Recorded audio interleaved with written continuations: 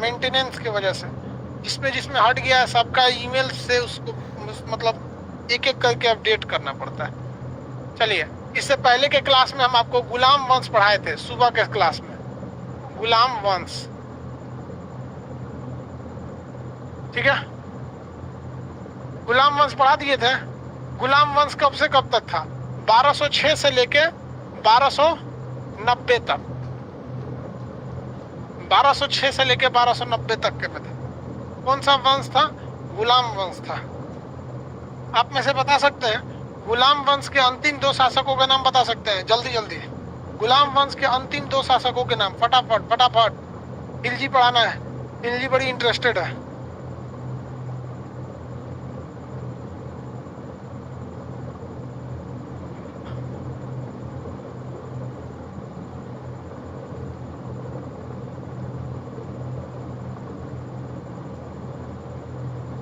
क्यूमर्स और कैकुबाद, सब लोल था सब। क्यूमर्स और कैकुबाद क्या था? सब लोल था सब। इसमें बहुत बेहतरीन शासक तो हुआ सब नहीं। एक बार हम जो क्वेश्चन पूछता है एक बार आपसे रिवाइज मार के पूछ देते हैं। गुलाम वंश को क्या कहा जाता है? गुलाम वंश इसलिए कहा जाता है क्योंकि इसके अधिकतर शासक किसी न किसी के गुलाम थे। जैसे मोहम्मद गोरी का गुलाम कुतुबुद्दीन ऐबक था, ऐबक का गुलाम इल्तुतमिश था, उसी तरह बलबन भी गुलाम था। आप में से कितने लोग बता सकते हैं बलबन किसका गुलाम था? बलबन किसका गुलाम था? बलबन का नाम उलुग खान भी बोला जाता है।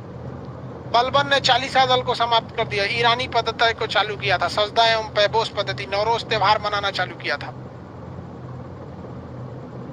बलबन किसका गुलाम था? नसीरुद्दीन शाह, ठीक है। बलबन ने ईरानी पद्धति को क्या किया था? चालू किया था पूरी तरह से। बलबन खुद एक गुलाम था, इसे मुश्किल से जगह मिला था चालीसा दल में, खुद राजा बना तो चालीसा दल को समाप्त कर दिया था। लाल वस्त्र के कपड़े पहनकर न्याय मांगने की पद्धति किसने चालू किया था? गुलाम वंश में लाल वस्त्र पहन गया था सबसे पहले। रजिया सुल्तान ने वस्त्र पहना था लाल और न्याय मांगा था, लेकिन इस पद्धति को सबसे पहले किसने चालू किया? वेरी गुड, इल्तुतमिश ने चालू किया था। इल्तुतमिश को वास्तविक संस्थापक कहा जाता है क्योंकि ईरान के पास जो खलीफा रहते थे उनसे इसने डिग्री लाया था, जिस डिग्री को हम खिलाफत कहते हैं। भारत में सिक्का सबसे पहले चालू कराया था जीतल तथा टाका। मकबरा निर्माण की पद्धति चालू कराया था इसने।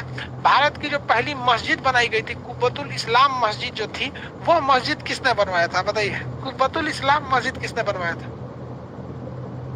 वेरी गुड, कुब्बतुल इस्लाम मस्जिद बनाया था कुतुबुद्दीन ऐबक। कुब्बतुल इस्लाम मस्जिद के आगे गेट नहीं था, मेन गेट द्वार नहीं था, उस द्वार का नाम था अलाई द्वार, अलाई दरबार या अलाई द्वार। इसको अलाउद्दीन खिलजी ने बनवाया था। 2.5 दिन का झोपड़ा कहाँ है? 2.5 दिन का झोपड़ा कहाँ है? 2.5 दिन का झोपड़ा वो एक विद्यालय था और उस वक्त संस्कृत पढ़ाया जाता था। उस वक्त 1200 ईस्वी में साइंस, ज्योग्राफी, पॉलिटी सब नहीं होता था, तो में केमिस्ट्री, बायोलॉजी नहीं था, शास्त्र वगैरह पढ़ाया जाता था। हरिकेली नामक पुस्तक की उस पर लिखी भी हुई है, संरचना भी अजमेर में है। 2.5 दिन का झोपड़ा। अब आगे बताइए। कुतुबुद्दीन ऐबक के समय राजधानी जो थी लाहौर थी। कुतुबुद्दीन ऐबक के समय दिल्ली सल्तनत की राजधानी लाहौर थी और लाहौर में ही इसको घोड़ा खान दिया था, गिर गया था, पोलो खेलते मर गया, उसका मकबरा वहीं था। राजधानी लाहौर से दिल्ली किसने लाया? राजधानी लाहौर से दिल्ली किसने लाया? दिल्ली सल्तनत की राजधानी लाहौर से दिल्ली किसने लाया?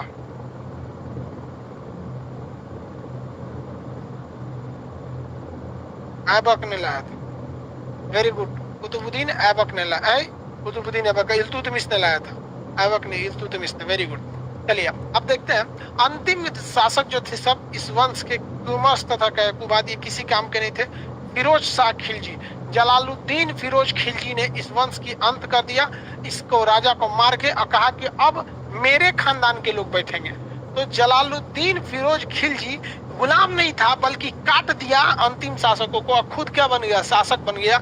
इसलिए यहाँ से एक नया वंश हो गया जिसका नाम हुआ खिलजी वंश। कौन सा वंश? खिलजी वंश। ये तो पहला हो गया गुलाम वंश। गुलाम वंश क्या हो गया भाई? पहला हो गया। दूसरा कौन सा आएगा? खिलजी वंश। चलिए इसको याद रखते हैं, खिलजी वंश।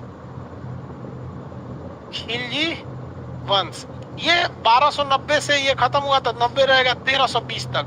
आप ये देख सकते हैं कि इसका वंश कितना छोटा है। मुश्किल से 30 साल शासन किया है, 30 साल। और इस 30 सालों में भी ना सबसे ज्यादा शासन किया है किसने? तो अलाउद्दीन खिलजी ने 20 साल तक शासन किया। 20 साल तक वो शासन किया। इस 30 साल में 30 इयर्स में अकेले 20 साल अलाउद्दीन खिलजी। शुरुआत का 6 साल जो शासन किया है वो जलालुद्दीन फिरोज खिलजी। लास्ट का ससुरा नसीरुद्दीन शाह था। वो पगलोल था ससुरा इस वंश का, नसीरुद्दीन शाह खिलजी इस वंश में थे सब। आगे कुतुबुद्दीन मुबारक खिलजी, नसीरुद्दीन शाह नहीं, कुतुबुद्दीन फिरोज खिलजी, ये खिलजी वंश में थे सब। पगला शासक था। अभी उधर चलेंगे तो पता चले उगारे घूमता था वो। देखिए इस वंश का ये वंश ज्यादा दिन तक नहीं चला था। इस वंश में मेनली 3 शासक हुए सब। अलाउद्दीन खिलजी सबसे बड़ा शासक हुआ। इस वंश के संस्थापक कौन थे? जलालुद्दीन फिरोज खिलजी। जलालुद्दीन फिरोज खिलजी, जलालुद्दीन फिरोज खिलजी, जलालुद्दीन फिरोज खिलजी ज्यादा दिन तक टिक नहीं पाए थे। 1290 में ये शासक बने और 1296 में इनको टपका दिया इन्हीं का भतीजा। 96 में टपका दिया इनका भतीजा। क्या नाम था उनका? इसके भतीजा का नाम क्या था? इसके भतीजा का नाम था अलाउद्दीन खिलजी। ये बहुत ही दयालु शासक था। ये कैसा था? दयालु। इसके प्रति दयालु था तो जनता के प्रति दयालु था। जनता से ये जनता पर अत्याचार वगैरह नहीं करता था। जनता के प्रति क्या था? दयालु शासक था। अब जो है ये दक्षिण भारत को जीतना चाहता था। जैसे उत्तर भारत में तो दिल्ली में था ही, और दक्षिण भारत में जीतना चाहता था ये एरिया। तो इसने क्या किया? दक्षिण भारत जीतने की जिम्मेदारी दे दी अलाउद्दीन को। अलाउद्दीन दक्षिण भारत जीतने की जिम्मेदारी किसको दे दिया? अलाउद्दीन को दे दिया। और ये अलाउद्दीन दक्षिण भारत से जीत कर आया और अपार धन दौलत लूटा। और धन दौलत लूटने के बाद ससुरा इसने अपने चचा जान की क्या कर दिया? चचा जान की हत्या कर दिया। अलाउद्दीन खिलजी ने ही अपने चचा जलालुद्दीन फिरोज की हत्या कर दिया। हालांकि यह भतीजा था उसका। क्या था? भतीजा। और बाद में उसका क्या बन गया? दामाद बन गया। बाद में दामाद बन गया। आप कहेंगे भतीजा दामाद कैसे हो सकता है? तो देखिए इस्लाम धर्म में एक ही माँ से पैदा हुआ लड़का लड़की शादी नहीं कर सकते, या कोई माँ, दोनों की माँ अलग है, ये मतलब समझिए ध्यान से, एक ही माँ बाप के संतान आपस में शादी नहीं कर सकते। या ऐसा कहा जाता है कि कोई माँ अगर किसी दूसरे के भी बच्चे को दूध पिला देती है तो वो दूध पिलाने के रिश्ते की वजह से वो भी क्या हो जाती है? उसका बेटा के समान हो जाता है। जैसे कभी कभी क्या हो जाता है ना, किसी का लड़का हुआ और उसकी माँ बीमार पड़ गई। अक्सर हो जाता है, माँ डिलीवरी के टाइम पे तो अक्सर कई औरतें मर भी जाती हैं आज के वक्त में भी, तो बीमार पड़ गई या उसका दूध नहीं हो पाता है तो दूसरे की माँ भी अक्सर उसको मानवता के नाम पे दूध पिला देती है। तो ऐसे रिश्ते तो बेसिकली इस्लाम धर्म में है कि एक ही माँ बाप से उत्पन्न संतान शादी नहीं कर सकते। लेकिन चाचा की लड़की से, मौसी की लड़की से, बुआ की लड़की से, मौसा के मामा की लड़की से चल सकता है। इन मतलब समझ रहे हैं ना कि आप बस अपने खून के रिश्ते में, मतलब जो खुद के संतान है उससे नहीं कर सकते, बाकी सब कर सकते हैं। तो ये तो भतीजा था, बाद में क्या बन गया? दामाद बन गया। और उसके बाद क्या बन गया? हत्यारा बन गया। एक के आदमी को कोई रिश्ता देख रहे हैं, पहले भतीजा, फिर दामाद, फिर हत्यारा। ये गद्दी बहुत खराब चीज है ससुरा। राजनीति की गद्दी बहुत खराब है सर। अपने में ही शादी हो जाती है भाई। देखो बात समझो, ये अपने में या उसमें, ये सबसे बड़ा चीज क्या होता है? कल्चर का।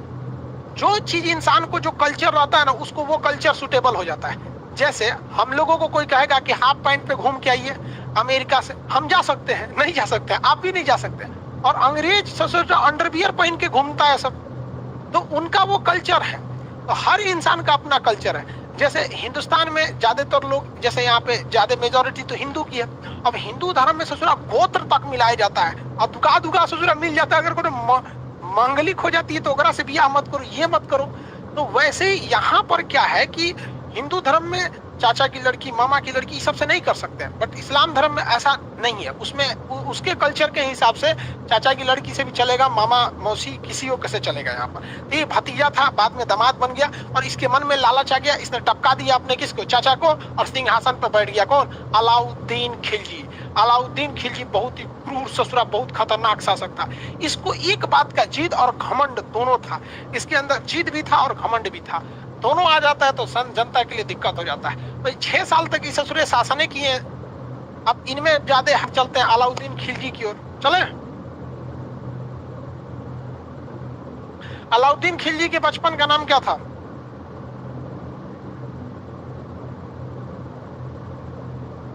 अलाउद्दीन खिलजी के बचपन का नाम अली गुरसप।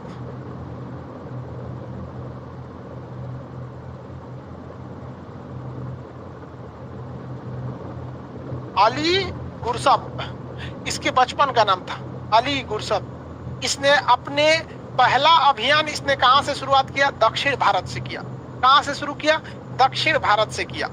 लेकिन उस समय ये अपने चाचा के अंडर में था, दक्षिण भारत जीतने के लिए गया था। तभी इसको आइडिया लग गया था कि भैया दक्षिण भारत जीते बिना हमारा काम नहीं चलेगा, क्योंकि इसको दक्षिण भारत में ऐसा क्या देखने को मिल गया था? तो एक्चुअली इसको दक्षिण भारत में देखने को मिल गया समुद्र।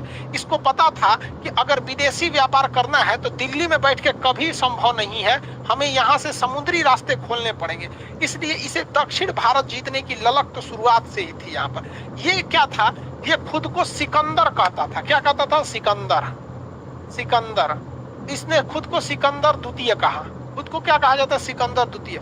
उर्दू में सिकंदर सानी कहते हैं। सिकंदर सानी मतलब सिकंदर जैसा दूसरा, और कहा जाता है जिसके जैसा दूसरा ना हो तो उसे कहते हैं ऐसा कोई सानी नहीं है, तो इसे सिकंदर द्वितीय या सिकंदर सानी कहा जाता है।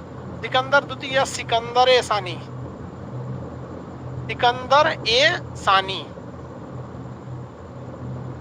सिकंदर द्वितीय या सिकंदर सानी के नाम से जाना जाता है। अब इस ससुरा को जिद थी, हमको हर चीज में आगे बढ़ना है, हर चीज में। अब इसने कुब्बतुल इस्लाम मस्जिद बनवाया। इसने तो बनवाया नहीं, तो इसने क्या बनवाया? अलाई दरबार, अलाई द्वार। अलाई द्वार किस मस्जिद का है? वहां पर कुब्बतुल इस्लाम मस्जिद का है। कुतुब मीनार के बगल में इसने बनवाया ससुरा अलाई मीनार। अलाई मीनार, अलाई मीनार बनवाया। इसने कहा कि खलीफा कौन होते हैं? तो खलीफा को मान्यता दिया। खलीफा, क्या इसने खलीफा के पद को स्वीकारा या नहीं स्वीकारा? स्वीकारा था। कहा था कि खलीफा धार्मिक रूप से बड़े होते हैं। इस ससुरा अपना एगो नया धर्म बनाना चाहता था, नया धर्म बनाना चाहता था। इसने ये क्या चाहता था? अपना धर्म बनाना। कहता एक दूसरा धर्म रहेगा ससुरा, यहाँ पे कौन धर्म है? मत करो, हो मत करो। तो जानते हैं राजा महाराजा ससुरा समझ जाता है। अकबर को नहीं देखे दीने इलाही चालू किया, फेल हो गया। तो अलाई इसने नया धर्म बनाना चाहता था। इसने कहा कि देख भैया, इस्लाम का जो नियम कानून थोप देता है ना तुम हमारे ऊपर कि हाई नहीं कर सकते हो, हाउ नहीं कर सकते हो, देखते हो ना कि बड़ी से एक और को टीवी पे चिल्लाएगा सर, देखोगे हमरों को लेके चिल्ला रहा था सर, हाई मत कीजिए, हाउ मत कीजिए। नहीं ससुर तू नहीं, तू अपने जगह रहो, हम अपने जगह ठीक है। तो अलाउद्दीन खिलजी ने भी कहा ना कि ससुरा तुम हमारे ऊपर इस्लाम धर्म का मत थोपो। इसने इस्लामिक धार्मिक परंपराओं से खुद को मुक्त कर लिया, घोषणा कर दिया कि हमारे पे सब लागू नहीं होता है। और रियल में भी देखोगे ना तो एक राजा या एक रिप्रेजेंटेटिव या एक नेता अगर इसको धर्म से बांध देंगे तो फिर ये तो सबको लोग के लिए हो नहीं सकता है। अब भाई जिसको केवल धर्म जानता है उसको समाज उमाज से तो कुछ खास मतलब है नहीं। तो इसने खुद को क्या किया? धर्म से मुक्त कर लिया। इसने धर्म से क्या कर लिया? मुक्त कर दिया। धार्मिक नियम से खुद को क्या कर लिया? मुक्त कर लिया। कहा कि हमारे ऊपर धार्मिक नियम लागू नहीं होंगे। क्वेश्चन आएगा कि खुद को धार्मिक नियमों से मुक्त करने वाला पहला शासक कौन था? अलाउद्दीन खिलजी। नया धर्म बनाने की कोशिश किसने किया? अलाउद्दीन खिलजी। आगे बढ़े।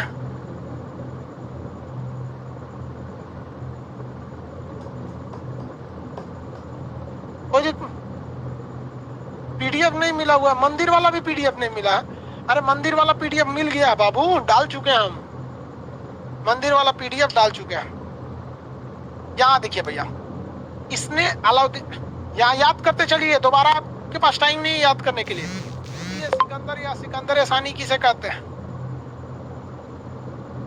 द्वितीय सिकंदर या सिकंदर सानी किसे कहते हैं? अब यहाँ देखो भाई, इसने ना सबसे पहले 4 घोषणा किया। राजा जब बना तो 4 घोषणा किया। क्या क्या घोषणा किया भैया? बड़ा बड़ा सब नियम कानून लगाया, 4-5 नियम। सबसे पहले कहा कि जितने भी दान भूमि है, जो भूमि किसमें दी गई है? दान में दी गई है, सबको खालसा भूमि में कर दिया जाएगा। खालसा मतलब सरकारी भूमि में बदल दिया जाएगा। खालसा मतलब सरकारी भूमि।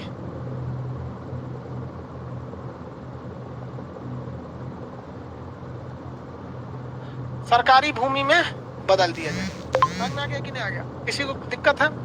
मेरे और ध्यान से समझिए। अब सबसे ज्यादा भूमि दान में किसको दी गई थी? तो गुलाम वंश के वक्त में, ध्यान से समझिए, गुलाम वंश के वक्त में इक्ता व्यवस्था के तहत बहुत जमीन दान में दी गई थी। सैलरी के बदले ससुराल ले लिया, उसको क्या कर लिया, ले लिया, नगद वेतन देना चालू किया था। कहा था ससुरा तू नहीं, ये सब कुछ नहीं, जमीन उमीन कुछ नहीं, नगद वेतन चालू किया था इसने। जमीन जो दान में दिया गया उसको वापस ले लिया।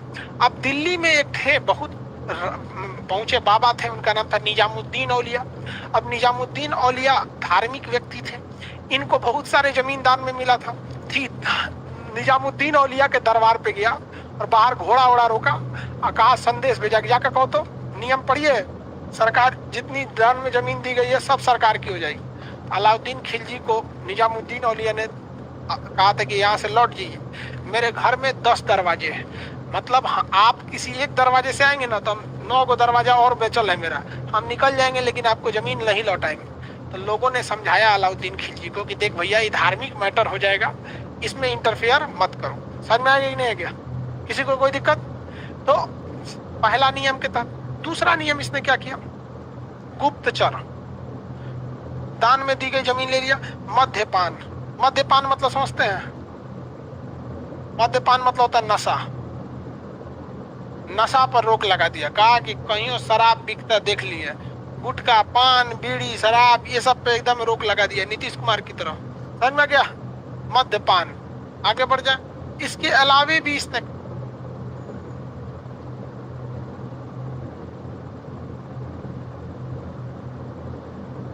कई नियम जारी किया। इसने कहा कि छोटा त्योहार, छोटा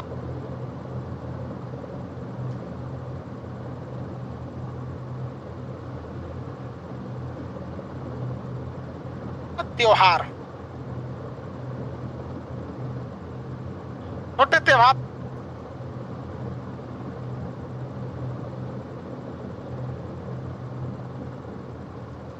पर बन लगा दिया। अमीर लोग जो थे, बड़े बड़े जमींदार, अमीर लोगों के मिलने जुलने पे प्रतिबंध लगा दिया, क्योंकि अमीर सब मिलता जुलता था सब और राजा के खिलाफ षड्यंत्र रखता था। आप में से कितने लोग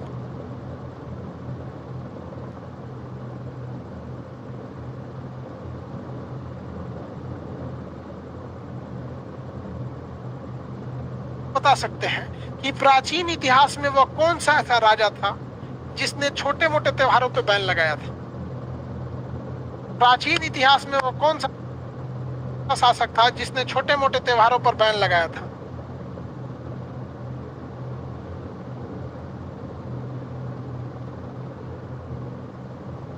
अरे यार, इतना चीख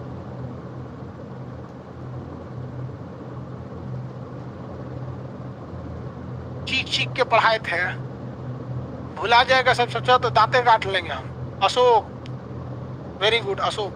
इसके बाद इसने एक और नियम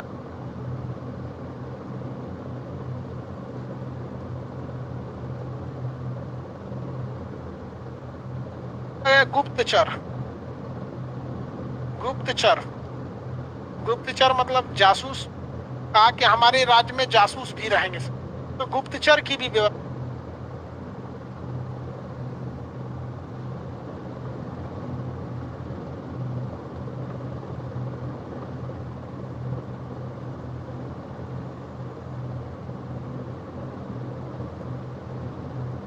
कर दिया इसने। इसकी व्यवस्था किया, गुप्तचर की व्यवस्था।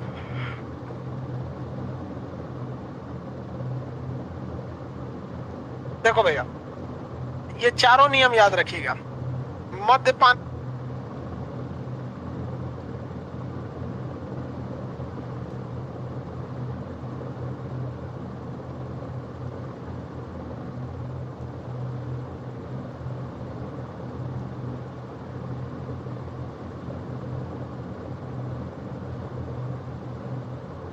पर रोक लगाने वाला अलाउद्दीन खिलजी, दान में दी गई भूमि को वापस लेने वाला अलाउद्दीन खिलजी, छोटे मोटे त्योहार तथा अमीरों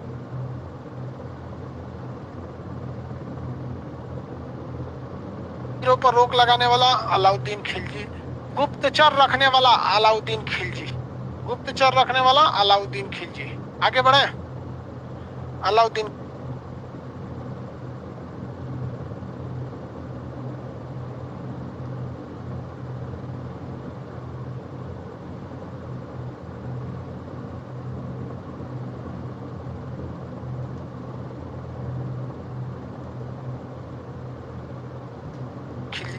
इसने सेना के क्षेत्र में और भी सुधार किया। सेना के लिए इसने नगद वेतन दिया, नगद वेतन, लेकिन वो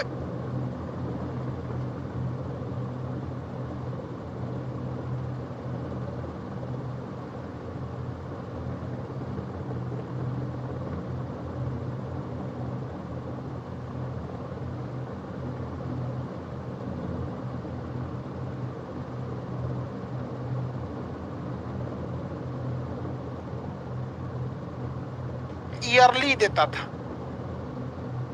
ईयरली वेतन देता था। मंथली फिरोज शाह तुगलक देना चालू किया।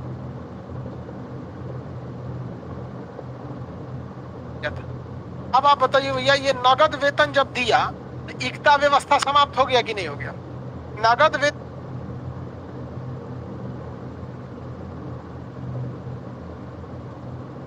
जैसे देगा तो वेतन के बदले जमीन तो होगा नहीं। नगद वेतन जैसे दिया, एकता व्यवस्था को क्या कर दिया गया? समाप्त हो गया। तो नगद वेतन जैसे दिया,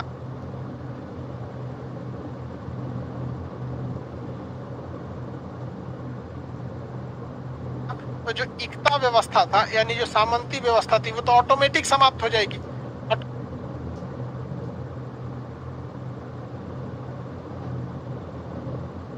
ऑटोमेटिक। लेकिन ये नगद वेतन कैसा था? मंथली नहीं था, वार्षिक था। साथ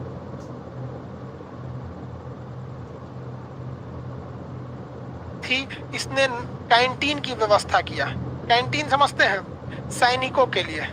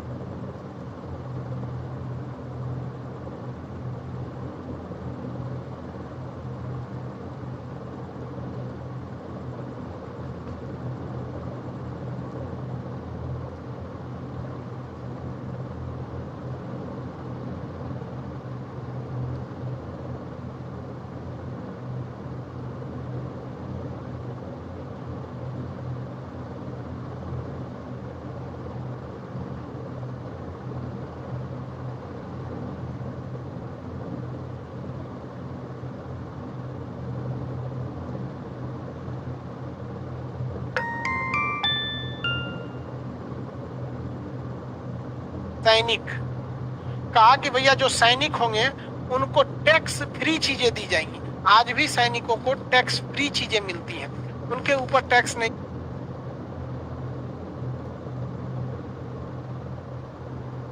लगता है। उनका कैंटीन होता है, वो टैक्स का पैसा सरकार भरती है।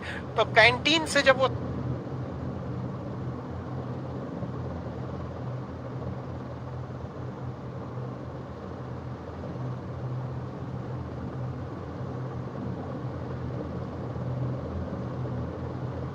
सामान खरीदते हैं तो कैंटीन एक दुकान होती है, वो दुकानदार क्या करता है? सामान को खरीद के लाता है। उसके बाद से उस दुकानदार क्या करेगा? उसमें सरकारी होता है वो क्या करेगा? उसमें से कितना टैक्स है उसको हटा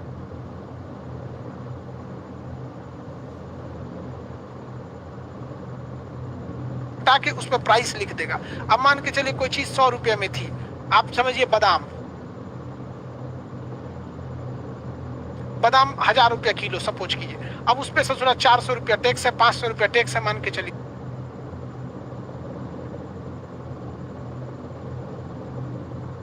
तो जो बादाम आपको मिल रहा है, काजू या बादाम 1000 रुपया किलो, कैंटीन में जाएंगे तो मिलेगा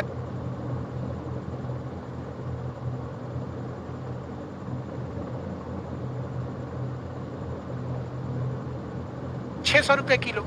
और जो बाकी बचा 400 वो कैंटीन वाला भरेगा अपना। तो सरकार जो होती है सैनिक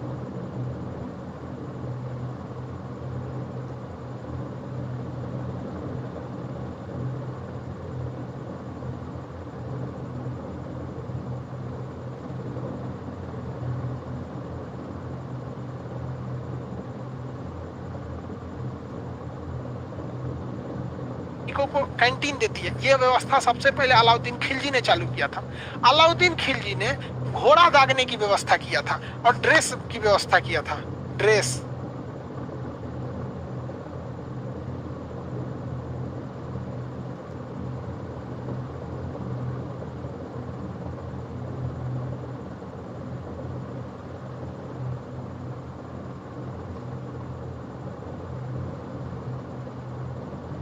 कहा था कि सब फौजी सबका एक ड्रेस रहना चाहिए और घोड़ा जो होते थे सब, घोड़ा को दाग दो, घोड़ा को हल्का सा जला के दाग दो।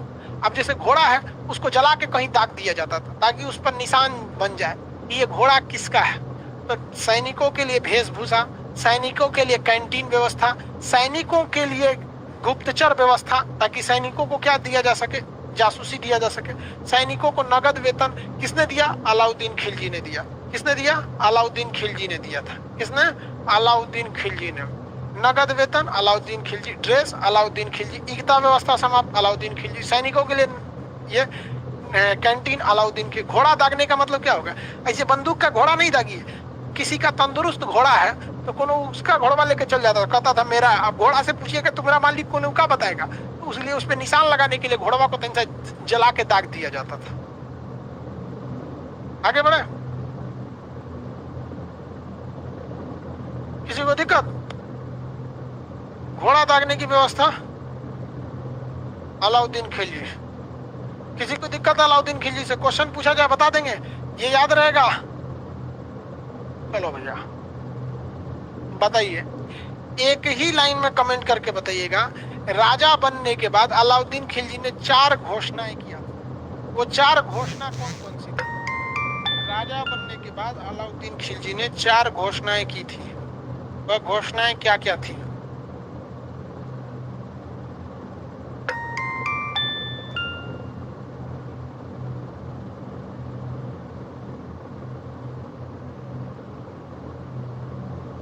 अरे घोड़ा दागने वाला घोषणा में थोड़ी था, वो तो सैनिक सुधार में था।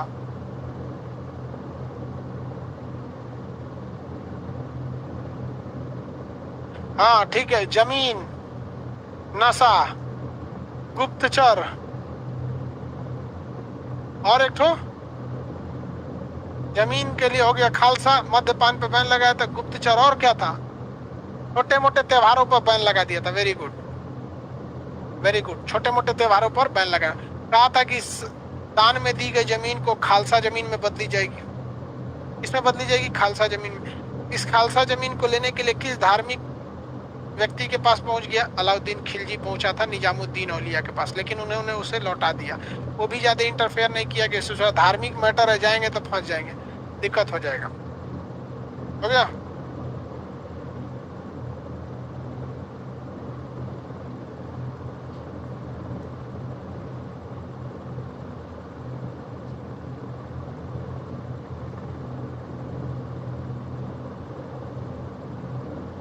क्वेश्चन बताइए। एकता व्यवस्था समाप्त करके नगद वेतन देना चालू किया था अलाउद्दीन खिलजी। मंथली था या ईयरली था? मंथली था या ईयरली था?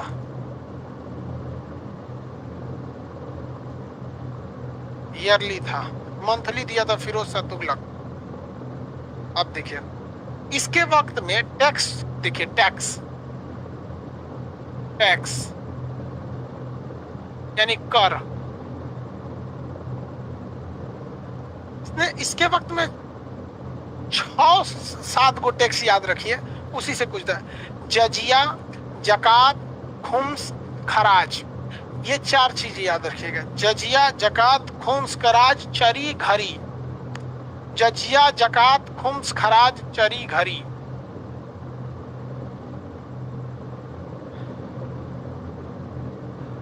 जजिया क्या था? जजिया, जकात, खुम्स, खराज, चरी, घरी। चरी घरी। जजिया क्या था भैया? ये एक सुरक्षात्मक टैक्स था, मुसलमानों को छोड़कर सबको देना था, जो मुस्लिम नहीं थे, गैर मुस्लिम। गैर मुस्लिम मतलब जो मुस्लिम नहीं है उन लोग को ये कैसा टैक्स था? सुरक्षात्मक टैक्स था, सुरक्षात्मक टैक्स था। आप बताइए, इसमें 5 लोग थे जिन्हें बाहर रखा गया था, उन 5 लोग के नाम बताइए। जजिया कर में 5 ऐसे लोग थे जिन्हें नहीं देना था। बच्चा, छोटका, बूढ़ा, बच्चा, बूढ़ा, विकलांग जो चल फिर नहीं सकता, ब्राह्मण जो मतलब जाति से ब्राह्मण होते हैं लोग ना, दान मान, हालांकि कहा जाता है शास्त्रों के हिसाब से ब्राह्मण का धन भिक्षा, और महिला, इन लोग को नहीं देना था। अब ये जकात क्या था? ये ओनली मुस्लिम को देना था, ओनली मुस्लिम। ध्यान दीजिए, जजिया किसे देना था? मुसलमानों को जजिया नहीं देना था, बाकी धर्म के लोगों को जजिया देना था। लेकिन जकात, बाकी के धर्म के लोग जकात नहीं दे सकते हैं, मुसलमान को जकात देना होगा, मुसलमान को जकात देना होगा। समझ में आ गया कि नहीं आ गया?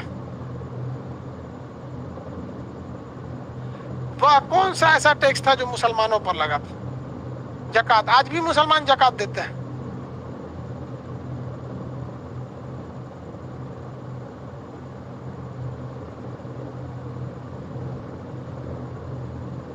खराज मुस्लिम का भूमि कर, भूमि कर ये भी मुस्लिम पर ही था, हुम्स सैनिकों पर था। जकात आज भी मुस्लिम देते हैं। सर जकात मतलब समझिए, जकात के कहाँ दिया जाता है? जैसे मुस्लिम लोग जितना कमा रहे हैं उसका कुछ परसेंट, 2-2.5% किसी स्वेच्छा से, कोई जबरदस्ती नहीं, मन है तो दो नहीं तो मत दो। अक्सर मुसलमान लोग जकात देने का काम रमजान में करते हैं, 1 महीना दे देंगे, 11 महीना टेंशन फ्री रहेंगे। मतलब हालांकि देना तो चाहिए हर महीने, बहुत से लोग देते भी होंगे, सब लोग का तो किसी को अता पता नहीं, लेकिन ज्यादातर लोग रमजान के वक्त में देते हैं जकात। मतलब इससे गरीबों का कल्याण हो सके। आज के वक्त में कोई अलाउद्दीन खिलजी थोड़ी जकात देगा, ये लोग मस्जिद मदरसा वगैरह में दे देते हैं, वहां जाके बच्चों को पढ़ाया जा सके या फिर मस्जिद में डेंटिंग पेंटिंग का काम किया जा सके, तो जकात वगैरह था। समझ में आ गया कि नहीं आ गया? तो ये जकात था। ये 4 टैक्स याद रखेंगे, जजिया, जकात, खुम्स। खुम्स ये तो समझ गया जकात। खुम्स क्या था? सैनिक जो थे सब, जब युद्ध होता था तो कोनो मोहल्ला में घुस जाएंगे सब, सामान वामान लूट के लेके चल आएंगे सब, तो लूटे हुए सामान में से राजा को कुछ देना था टैक्स के रूप में, जिसे हम कहते थे खुम्स। खराज क्या था? मुसलमान लोगों के ऊपर भूमि टैक्स थोड़ा कम था तो उनको क्या था? खराज लगता था।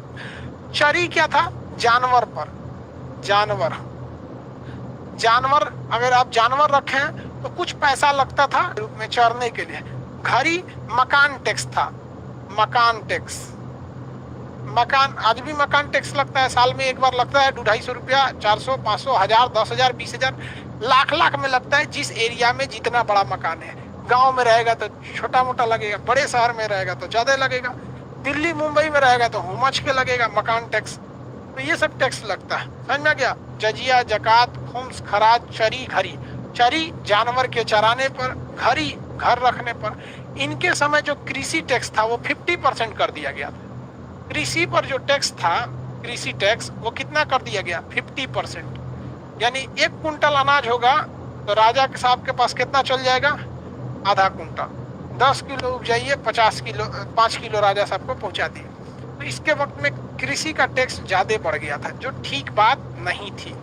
किसके वक्त में? अलाउद्दीन खिलजी के वक्त में। अलाउद्दीन खिलजी के ये सुधारों को देख लिए। अब अलाउद्दीन खिलजी के कुछ विभाग देखते हैं, कौन कौन से विभाग थे। तो दीवाने अर्ज इसका सबसे महत्वपूर्ण विभाग था, ससुरा सेना वाला विभाग था दीवाने अर्ज। और इसके पास 4 सबसे फेमस सेनापति थे। कौन कौन? नुसरत खान, और कौन था? उलूग खान, और कौन था? मलिक काफूर, और जाफर खान। जाफर खान तो मंगोल युद्ध में मारेगा, और सबसे खतरनाक साबित हुआ इसका मलिक काफूर। अब हम इसके सैन्य अभियान की ओर बढ़ते हैं। पहले ये पुरानी वाली चीजें आपके दिमाग में बैठी कि नहीं, ये बताइए। अब हम आपसे सवाल पूछते हैं, बताइए अलाउद्दीन खिलजी जो था उसने कौन सा मीनार बनवाया? अलाउद्दीन खिलजी ने कौन सा मीनार बनवाया?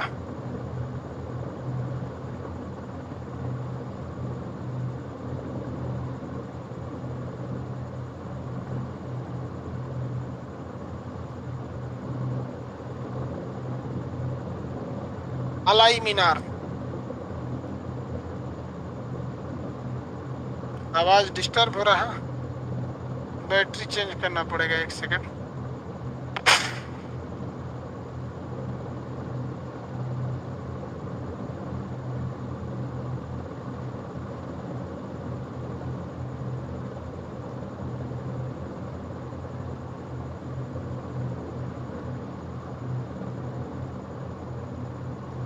चलिए, अलाउद्दीन खिलजी के बारे में तो याद है, थोड़ा बहुत तो पता चल ही गया होगा। अब थोड़ा सा अलाउद्दीन खिलजी के बारे में आगे समझते हैं।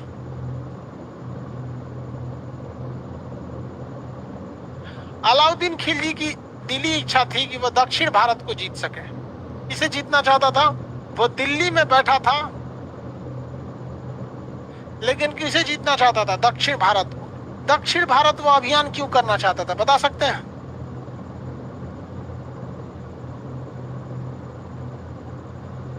दक्षिण भारत वो क्यों जीतना चाहता था?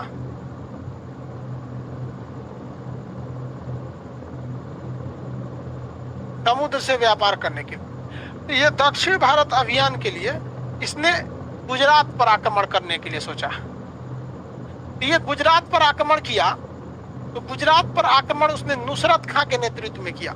इसके 4 प्रमुख सेनापति थे। एक का नाम था नुसरत खान, उलुग खान।